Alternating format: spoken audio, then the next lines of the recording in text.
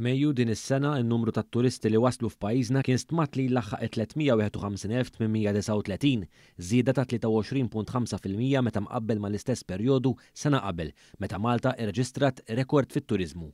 Mill-aħħar ċifri mill-Uffiċċju Nazzjonali tal-Istatistika l-NSO joħroġ li f'Mejju 318,366 turist żar Malta btala waqt li 23,243 persuna oħra ġew Malta għal raġunijiet ta' xogħol u negozju.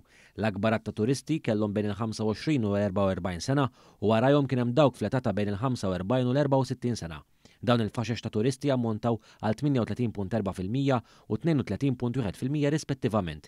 Residenti mir-Renju Unit, mill-Italja u minn Franza kienu jammontaw għal 46.2% tat-turisti kollha li waslu fostna.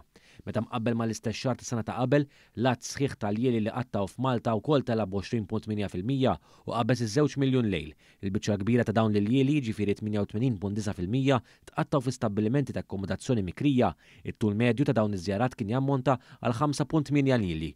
F'Mejju 2024 in-nefqa sħiħa tat-turisti għaddiet 310,700,000 euro li jiżida qawwija ta' 30.6% fuq l-istess xahar sena qabel.